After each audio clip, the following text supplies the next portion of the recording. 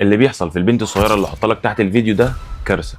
البنت دي عمرها 3 سنين فقط من محافظه قنا. تعالوا نسمع الحكايه، ولكن ما تنساش تحط لايك وتعمل حفظ للفيديو.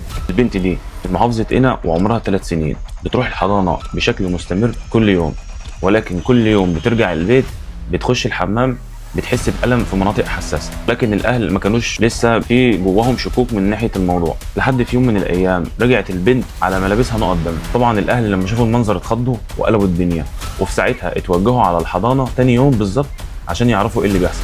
ولكن مديرة الحضانة ما انكرتش اللي بيحصل، واعتذرت لاهل الطفلة عن اللي حصل دوت وان هو مش هيتكرر تاني. فطبعا صار بداخلهم الشكوك والظنون ان حصل لها اعتداء جنسي. اهل البنت بيتوجهوا على النائب العام عشان يبلغوا عن الواقعة اللي حصلت في الحضانة، ولكن مع التحريات بيكتشفوا ان الحضانة دي اتبلغ عنها اكتر من مره واتقفلت اكتر من مره بسبب مخالفات بتحصل فيها. وطبعا لما الخبر ده نزل على منصات التواصل اثار غضب شديد جدا الاهالي وخوفهم على اطفالهم في المدارس وفي الحضانات، لان الموضوع بقى شائع جدا في كل المدارس والحضانات ان هو بيحصل من المدرسين اللي بيكونوا عندهم عدم توازن نفسي. قولوا لي ايه رايكم، هل ممكن يكون ده واقعة جنسية فعلا